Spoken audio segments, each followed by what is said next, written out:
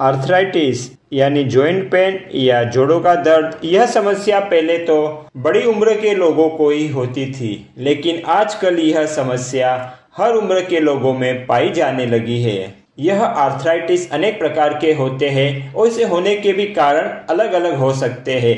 यह nutritional deficiency की वजह से भी हो सकता है, जैसे कि कैल्शियम विटामिन डी की कमी से यह हो सकता है, या तो जॉइंट्स में एसिडिक या अन्य टॉक्सिन जमा होने से भी यह बीमारी होती है, और जॉइंट्स में इन्फेक्शन होने की वजह से भी यह बीमारी होती है, और कभी हमारे जॉइंट्स में मार लगने की वजह से भी यह समस्या शुरू होती है, और अनेक लोगों में ठीक से पोस्चर मेंटेन न करने की वजह से भी यह प्रॉब्लम क्रिएट होती है। और आजकल इस बीमारी की एक बड़ी वजह है, वो है ओबेसिटी यानी मोटापा।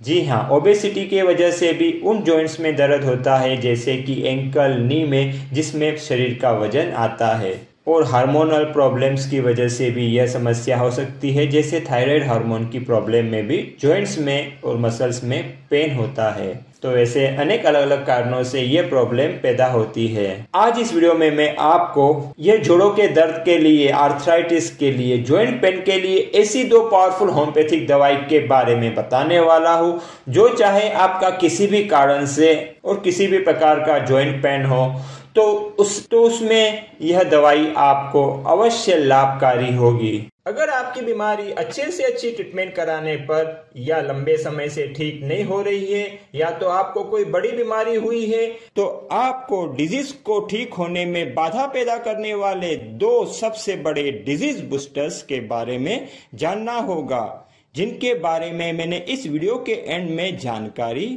दी है, और साथ में इन्हें नष्ट करने के लिए 2 पावरफुल मेडिसिन के बारे में भी मैंने बताया है। इसीलिए इस वीडियो को ध्यान से देखिए और पूरा देखिए। हेलो फ्रेंड्स, मैं डॉक्टर आशीष एल ठक्कर, होम्योपैथ और health and weight loss coach, जिसे आप डॉक्टर अर्क के नाम से जानते हैं। तो चलिए इस वीडियो के मेन टॉपिक में आगे बढ़ते हैं। अब हम वह 2 होम्योपैथिक रेमेडीज के बारे में जानते हैं, जो आपके डिजीज की जड़ों को नष्ट करने के लिए और आपको अपने डिजीज से मुक्ति दिलाने के लिए बहुत ही यूजफुल है। इसके लिए जो मेडिसिन 1 है, उसका नाम है लेडम पालुस्त्रे 30CH डाइल्यूशन, और इसके साथ में जो सेकंड मेडिसिन हमें यूज करनी है, उसका नाम है फिकस इंडिका 30CH डाइल्यूशन। जी हाँ, ये दोनों दवाइयों को 30CH लिक्विड डाइल्यूशन में हमें यूज करना है। इनमें से कोई भी मेडिसिन को अकेले यूज करके या 1 बाय 1 यूज करके रिजल्ट नहीं आने वाला है। बेस्ट रिजल्ट के लिए इन दोनों दवाई को साथ में शुरू करना है और यूज करना है, तो ही आपको बेस्ट रिजल्ट मिलेगा। इस मेडिसिन को कितने मंथ तक लेना है, आपकी यह बीमारी कितनी तीव्र है, कितनी पुरानी है, और आपको ये 2 महीने में मेडिसिन द्वारा कितना फर्क पड़ा है, इन 3 फैक्टर्स पर यह दवाई को कंटिन्यू करना कि नहीं करना इसका आधार होता है।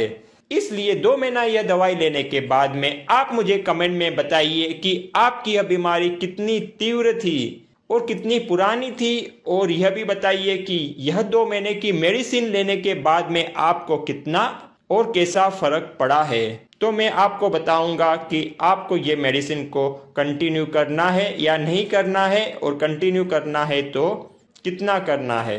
तो चलिए दोस्तों, जानते हैं कि इस दवाई को हमें कैसे लेना है और कितना लेना है। तो इसके लिए पहले हमको 5 चम्मच पानी को लेना है। 1, 2, 3, 4 और 5। आप चाहे तो पानी के 4-5 चम्मच ज्यादा भी ले सकते हैं, कोई दिक्कत नहीं है। उसके बाद में हमको पहली बोतल में से दवाई के 5 ड्रॉप्स इस पानी के कटोरी में ले लेने हैं। अगर 1-2 ड्रॉप ज्यादा भी गिर जाते हैं तो नो प्रॉब्लम। अब दूसरी बोतल में से भी हम इसी पानी में 5 ड्रॉप्स दवाई के ले लेंगे।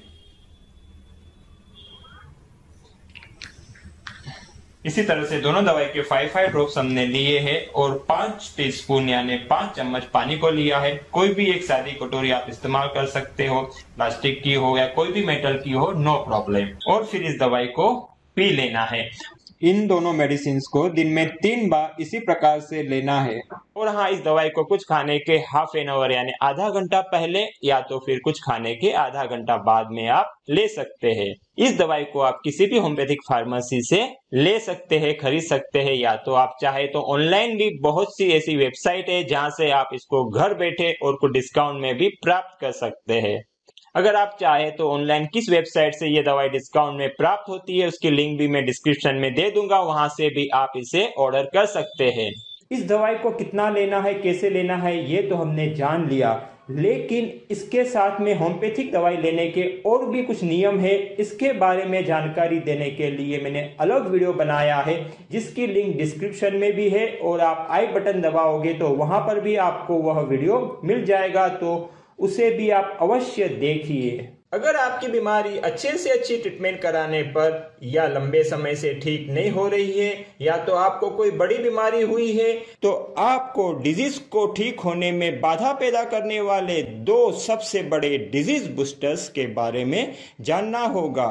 जी हाँ, यही डिजीज बूस्टर है जो अधिकतर लोगों को ठीक होने में बाधा पैदा करते हैं और अच्छे से अच्छी ट्रीटमेंट को भी फेल कर देते हैं। तो चलिए हम फर्स्ट डिजीज बूस्टर के बारे में जानते हैं, जिसका नाम है टॉक्सिन ओवरलोड। जी हाँ, जब किसी कारणवश हमें जो बीमारी हुई है उससे रिलेटेड जो ऑर्गन्स है उसके अंदर और उसके सेल्स के अंदर टॉक्सिन्स का ओवरलोड हो जाता है, टॉक्सिन्स अधिक मात्रा में इन सेल्स के अंदर जमा हो जाते हैं, तो यह सेल्स वीक होने लग जाते हैं, टॉक्सिन से भरे हुए हो जाते हैं, जिस वजह से इनके अंदर न्यूट्रिशन और मेडिसिनल एलिमेंट्स का प्रवेश करना मुश्किल हो जाता है, और इसी वजह से रोग जल्दी ठीक नहीं होते हैं, अच्छे से अच्छी दवाई भी फेल होने लगती है। और इस टॉक्सिन ओवरलोड से दूसरा नुकसान यह होता है कि सेल्स का जो प्रोटेक्शन है वो भी वीक हो जाता है, जिसके फलस्वरूप इनके अंदर जर्म्स और अन्य डिजीज पैदा करने वाले एलिमेंट्स का भी आसानी से प्रवेश हो जाता है, जिसके फलस्वरूप दूसरी बीमारी का कॉम्प्लिकेशन भी होना आसान हो जाता है। और अब हम जानेंगे सेकंड डिजीज बूस्टर क्या है।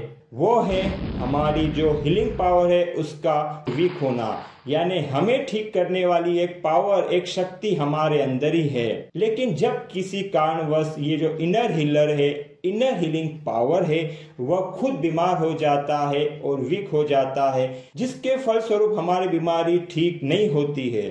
तो इसीलिए अगर आपको बीमारी की जड़ों को नष्ट करना है तो आपको अपनी जो रिमेडी सिस्टम है उसमें ट्रांसफॉर्मेशन लाना होगा। तो ये रिमेडी सिस्टम क्या है?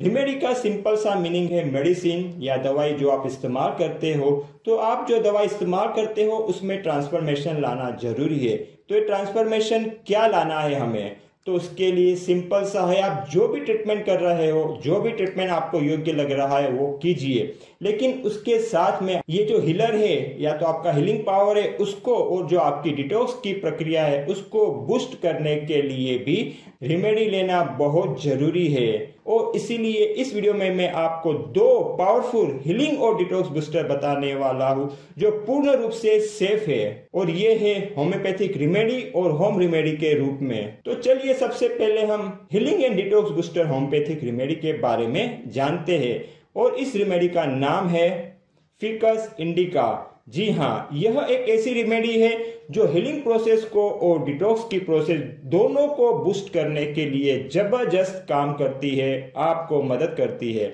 और इसीलिए मैंने इस वीडियो में आपको जो मेन डिजीज की दवाई बताई है उसके साथ में फिकस इंडिका यह दवाई लेने को भी कहा है।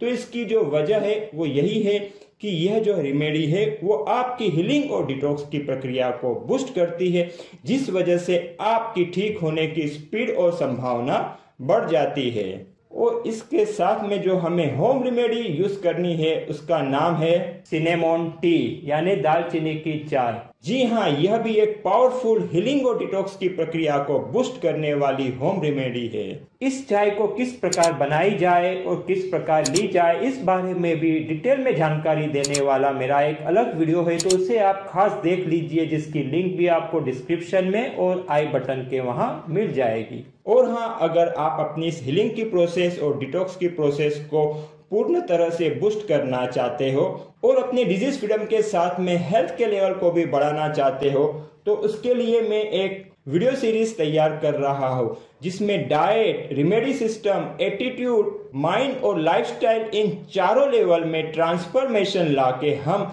इस हीलिंग और डिटॉक्स की प्रक्रिया को बहुत ही अच्छे से या पूर्ण रूप से बूस्ट करते हैं और जिसका जो परिणाम आता है वो एकदम मैजिकल आता है। तो इस वीडियो सीरीज के बारे में सबसे पहले जानने के लिए नीचे के सब्सक्राइब के लाल बटन को और बेल आइकॉन को अवश्य दबाएं, ताकि इस सीरीज के बारे में आपको सबसे पहले पता चले।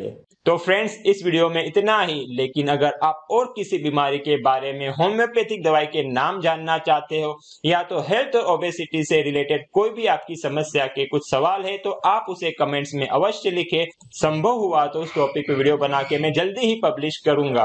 पूरा वीडियो देखने के लिए धन्यवाद।